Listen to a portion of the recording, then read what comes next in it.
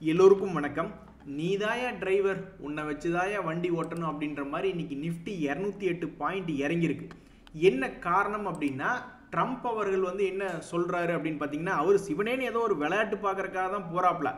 இருந்தாலும் எங்ககிட்ட சரசம் பண்றதுக்குனே வருவீங்களாடா அப்படின்ற மாதிரி இந்த அரசியல்வாதிகளை பேட்டி எடுக்க போறவங்க போய் பேட்டி எடுக்கும்போது இவர் என்ன சொல்றாரு அப்படின்னு பார்த்தீங்கன்னாக்கா, நாங்கள் அடுத்த வாரத்தில் இந்த மாதிரி ரெசிப்ரோக்கல் டேக்ஸ் சம்பந்தமாகும், அதாவது நீ எனக்கு வரி போட்டால் நான் திருப்பி உனக்கு வரி போடுவேன் அப்படின்ற மாதிரி அவர் சொல்கிறது நியாயம்தான். சில பொருட்களுக்கு அந்த அமெரிக்கா கட்டணமாக 2.5% தான் வாங்குறான்னு வச்சுங்க சில ப்ராடக்ட்டுக்கு. ஆனால் வெளிநாடுகளுக்கு அதே ப்ராடக்டை இவங்க அமெரிக்கா ஏற்றுமதி பண்ணும் பொழுது மற்ற நாடுகள் டேரிஃபாக கட்டணமாக அதை விட அதிகமான பர்சன்டேஜ் 10%, 20% அப்படின்ற மாதிரி வாங்கிட்டு இருக்காங்க. அதனால நீ எங்களுக்கு எவ்வளவு டேக்ஸ் போடுறியோ அதே கட்டணத்தை நாங்களும் போடுவோம் டேரிஃபை. அது மட்டும் இல்லாமல் ஸ்டீல், அலுமினியம் போன்ற ப்ராடக்ட்களுக்கு நாங்கள் கட்டண வரியை இன்க்ரீஸ் பண்ணுவோம் அப்படின்ற மாதிரி சொல்கிறாங்க. டேய், இங்கே அடித்தா எப்பட்றா அங்கே வலிக்கும், அங்கே அடித்தாதானடா அங்கே வலிக்கும் அப்படின்ற மாதிரி இந்த அலுமினியம், ஸ்டீல் போன்ற ப்ராடக்ட்டுகள்லாம் கனடா, மெக்சிகோ போன்ற நாடுகள் தான் அதிகமாக அமெரிக்காவுக்கு ஏற்றுமதி பண்ணிக்கிட்டு இருக்காங்க. இந்த சமயத்தில் அவங்க தான் டேரிஃப் இன்க்ரீஸ் பண்ணால் கனடா அண்ட் மெக்சிகோ தான் அதிகமாக பாதிக்கப்படுவாங்க. ஆனால் அப்படி இல்லாமல் ட்ரம்ப் அவர்கள் என்ன பேசினாலும் மற்ற இடங்கள்ல அடி வாங்குதோ இல்லையோ, நீங்கள் கூட பாருங்கள், இந்த ஏஷியன் மார்க்கெட்ஸ் எல்லாம் எடுத்து பாருங்க, அங்கெல்லாம் பெருசாக எது ரெட்டு தெரியல, எல்லாம் கிரீனிஷாக தான் ட்ரேட் ஆகிட்டு இருக்காங்க. நம்ம மார்க்கெட்டை தான் பிடிச்சி அடி வெளுத்து விட்டுட்டு இருக்காங்க. போன வாரத்தில் இப்படி தான் கனடா, மெக்சிகோவுக்கு டேரிஃப் போடுறாங்கன்னு சொன்னோன்னே நம்மளுடைய மார்க்கெட்டை கிட்டத்தட்ட ஒரு 400 பாயிண்ட்டுக்கு மேலே வாலட்டிலிட்டி அப்படின்றது ட்ரம்ப் பேசின பேச்சுக்கு அப்புறம் வந்துச்சு. இப்போவும் அவங்க சொல்லக்கூடிய பேச்சுக்கள் அப்படின்றது பெருசாக நம்ம நாட்டுக்கு பாதிப்பு இல்லை அப்படின்னாலும் எப்படியெல்லாம் எடுத்துக்கிறாங்கன்னா, அப்போ அமெரிக்காவில் அவங்கனால எங்கே கனடாலிருந்து மெக்சிகோலிருந்து அமெரிக்காவுக்கு போகும்போது ஏதாவது டேரிஃப் வந்துச்சுன்னா அவன் கொண்டு வந்து இந்தியாவில் டம்ப் பண்ணுவானா? அதனால நம்ம உள்ளூர்காரங்களுக்கு ஏதாவது பிரச்சனை வருமா அப்படின்ற மாதிரி வித்தியாசமாக யோசிச்சு இன்னைக்கு நம்மளுடைய மார்க்கெட்டை கும்பா பாட விட்டு 200 பாயிண்ட் காலி அப்படின்றதான் இன்னைக்கு நெட்டுக்கு நடந்திருக்கு. தற்போதைய நிலவரத்தில் சந்தோஷம் எல்லாமே போச்சுங்க நண்பர்களே. அதாவது பொண்ணு பார்க்க போகிறோம், பொண்ணுக்கும் மாப்பிள்ளை ரொம்ப பிடிச்சிருச்சு, எல்லா பக்கம் ஓகே, தேதி குறிச்சாச்சு. ஆனால் மண்டபம் கிடைக்கலையேன்னு சொல்லிட்டு கல்யாணத்தை 6 மாதத்துக்கு தள்ளி வச்ச மாதிரி இன்னைக்கு திங்கக்கிழமை அன்னைக்கு வர்றோம். பட்ஜெட் போன வாரத்தில் செய்திகள் இருந்தது, அதே மாதிரி போன வாரம் வெள்ளிக்கிழமையினுடைய ஆர்பிஐனுடைய மீட்டிங்கும் சாதகமாக தான் இருந்தது. எல்லாம் சேர்ந்து ஒரு வேளை இந்த திங்கக்கிழமையில் நல்லா இருக்குமோ, நல்ல செய்திகள் தானே வந்திருக்கு அப்படின்ற மாதிரி பார்த்தா எல்லாமே கும்பா அப்படின்ற மாதிரி ஆயிடுச்சு. ஏசியா மார்க்கெட் மட்டும் சந்தோஷமா இருக்கு, இது எனக்கு பிடிக்கல அப்படின்ற மாதிரி இருக்கு. இப்படி மார்க்கெட் இறங்கி இருக்கிறதுனால தற்போதைய நிலவரத்தில் என்ன ஆயிருக்குன்னா, கிட்டத்தட்ட ஒரு 5 லட்சம் கோடி அப்படின்ற ஷேர் மார்க்கெட் கேபிட்டல்ல கொஞ்சம் இறங்கி இருக்கு.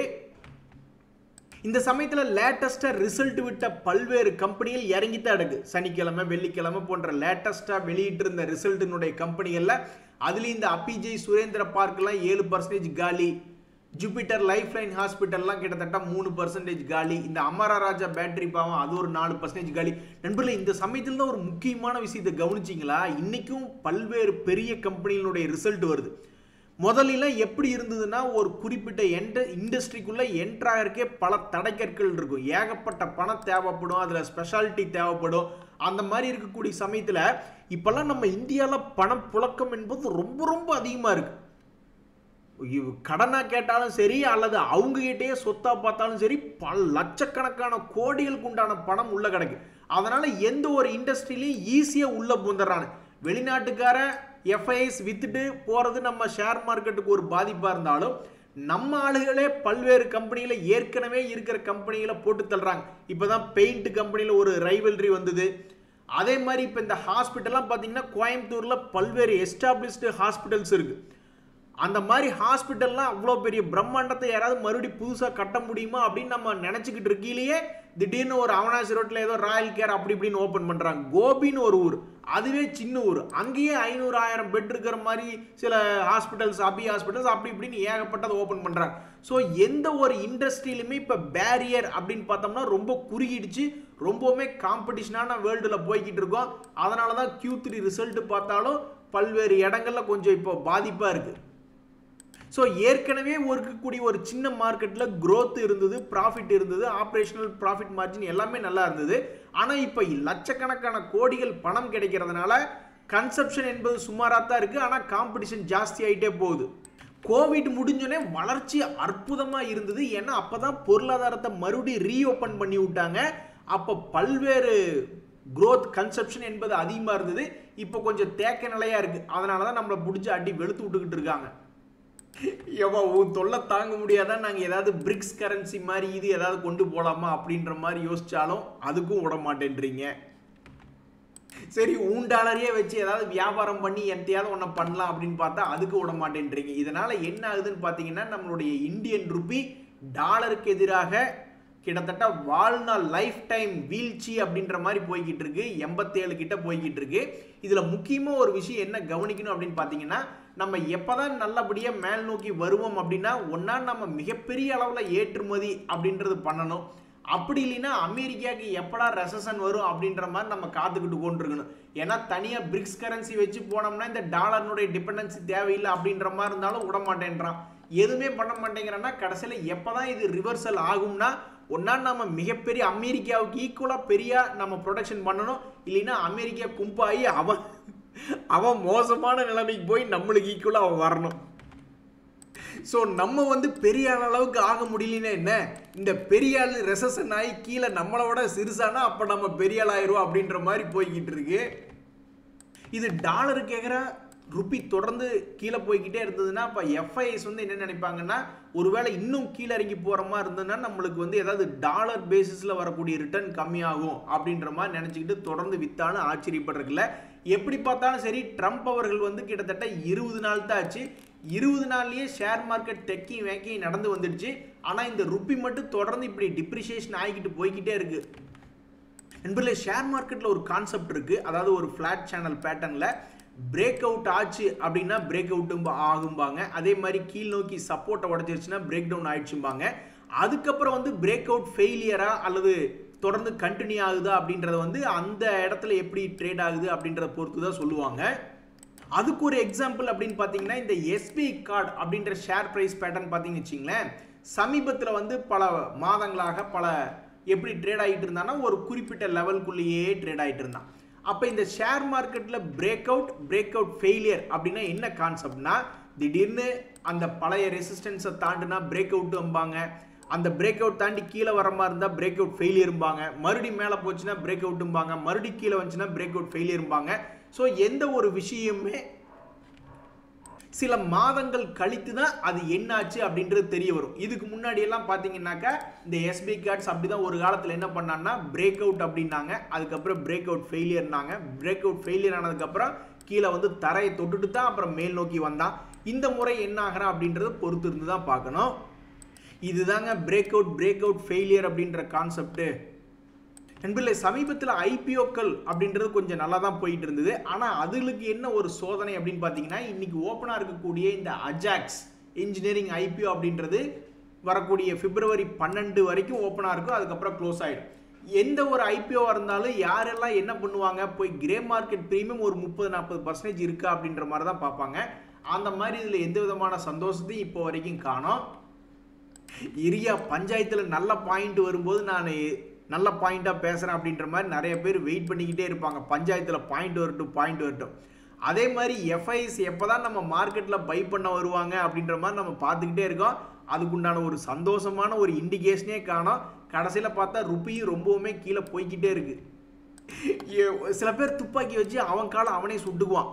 அது மாதிரி ட்ரம்ப் அவர்கள் அமெரிக்காவே கும்பா போடுற மாதிரி ஏதாவது ஒரு திட்டத்தை கொண்டு அவன் காலை அவனே சுட்டுக்கிட்டா தான் இந்த ட்ரம்ப் ஆபத்துடோ எல்லாம் ஓடி போய் டெவலப்பிங் மார்க்கெட்டில் பணத்தை போடலான்னு சொல்லி எல்லாம் ஓடி நம்ம மார்க்கெட்டில் போட்டால் தான் ஆச்சு.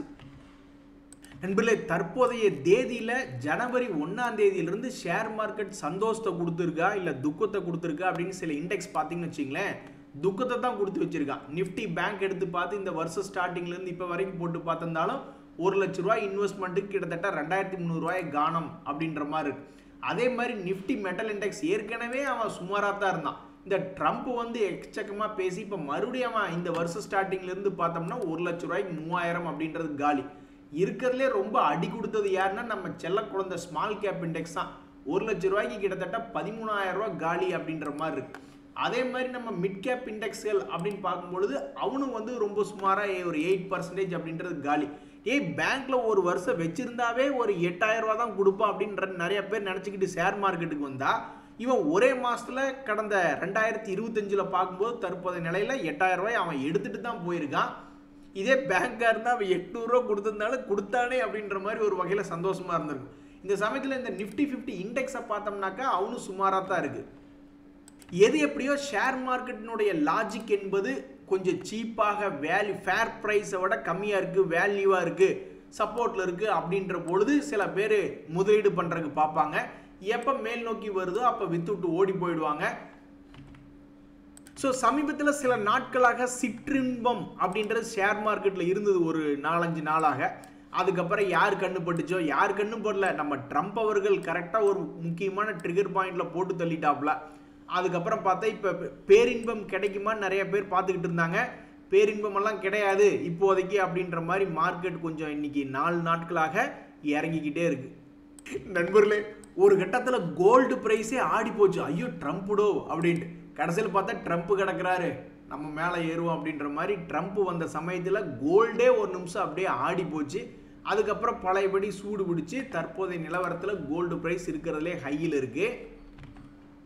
அதே மாதிரி சமீபத்தில் பல செய்திகள் வந்திருந்தது. இந்த காட்ஃப்ரே அப்படின்ற கம்பெனிலாம் சிகரெட் விற்கக்கூடிய கம்பெனி, அந்த கம்பெனி பற்றி எந்த விதமான நியூஸும் பட்ஜெட்டில் எதுவும் வரி புது வரி அப்படின்றதெல்லாம் எதுவும் வராத சமயத்தில் என்னாச்சு அப்படின்னு பார்த்தீங்கன்னா 1 month high, recent 1 month high வந்த பங்குகளில் இந்த காட்ஃப்ரே PHLP அப்படின்ற ஷேரும் ஒன்று. அதே மாதிரி இன்னொரு நியூஸ் என்னன்னா, இந்த இண்டஸ்இன் பேங்க் போன்ற ஷேர்களும் இதுக்கு முன்னாடி ஒரு குவார்ட்டர்லி Q2 ரிசல்ட் அப்படின்றது கொடுத்தப்ப மார்க்கெட் அதை ஏற்றுக்கிடாம கேப் டவுன் அப்படின்ற மாதிரி கேப் டவுன் பண்ணி விட்டுட்டாங்க. இப்போ Q3 ரிசல்ட் அப்படின்றது கொடுத்துருக்காங்க. அந்த ரிசல்ட் வந்ததுக்கப்புறம் தற்போதைக்கு இப்படி இருக்கு. ஷேர் மார்க்கெட்டினுடைய கான்செப்டில் வந்து என்ன சொல்லுவாங்க அப்படின்னு பார்த்தீங்கன்னா, சில கேப் டவுன் கேப் அப் அப்படின்ற கான்செப்டில் வந்து என்னைக்காவது ஏதாவது ஒரு பொருள் திடீர்னு மார்க்கெட்டினுடைய நார்மல் ரேட் அப்படின்னு பார்த்துக்கிட்டிங்கன்னு வச்சிங்களேன் இப்படி இருக்கு.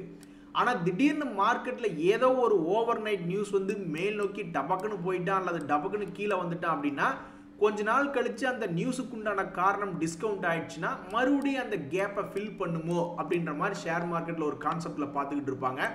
அந்த வகையில் இந்த இண்டஸ்இன் பேங்க் இனி எதிர்காலத்தில் என்ன ஆகுது அப்படின்றது பொறுத்து இருந்து தான் பார்க்கணும். நண்பர்களே, முதலீடு செய்யறதுலே இருக்கிறதுலே பெரிய ஆள் அப்படின்னு பார்த்தீங்கன்னா LIC கம்பெனி தான். அவங்க வந்து Q3 ரிசல்ட் கொடுத்ததுக்கப்புறம் இன்னைக்கு பாசிட்டிவ் மூமெண்ட்லாம் வர்றதுக்கு பார்த்தாங்க. கடைசியில் பார்த்தா மார்க்கெட் சப்போர்ட் பண்ணல, இப்போதைக்கு நெகட்டிவ்ல தான் ட்ரேட் ஆகிட்டு இருக்காங்க. இவங்களுடைய ரிசல்ட் என்ன வந்திருக்கு அப்படின்னு பார்த்தீங்கன்னா பலே கில்லாடி அப்படின்ற மாதிரி போன வருஷம் போன குவார்ட்டரை விடவும் Q2 குவார்ட்டரை விடவும் இப்போ 11,000 கோடி அப்படின்றது லாபம் தான் பண்ணியிருக்காங்க. அது போன வருஷத்தை விடவும் போன குவார்ட்டரை விடவும் ஒரு நல்ல லாபம் தான்.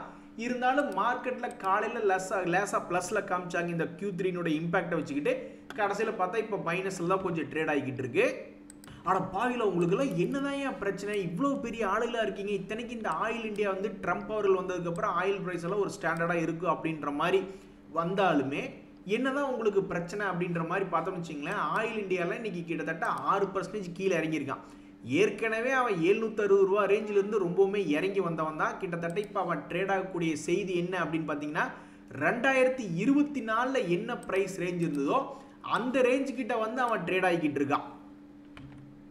அதே மாதிரி NHPC அப்படின்ற ஷேரில் என்ன செய்தி அப்படின்னு பார்த்தீங்கன்னா, அவங்களுடைய Q3 ரிசல்ட் அப்படின்றது வந்தது. ரிசல்ட் வந்ததுக்கப்புறம் அவனு எதுவுமே பிக்கப் ஆகாமல் இன்றைய நிலவரத்தின்படி 2.5% இறங்கி தான் ட்ரேட் ஆகிட்டு இருக்கான். இது எங்கே இருக்கக்கூடிய விலை அப்படின்னு பார்த்தீங்கன்னா, ஒரு வருஷத்துக்கு முன்னாடி இருந்த 52 வீக் லோ அப்படின்றனுடைய விலையில வந்து ட்ரேட் ஆகிட்டு இருக்கான். இன்றைய செய்திகள் அனைத்து உங்களுக்கு உதவியாக இருந்ததுன்னா எனக்கு மகிழ்ச்சி தான். ரொம்ப நன்றி, வணக்கம்.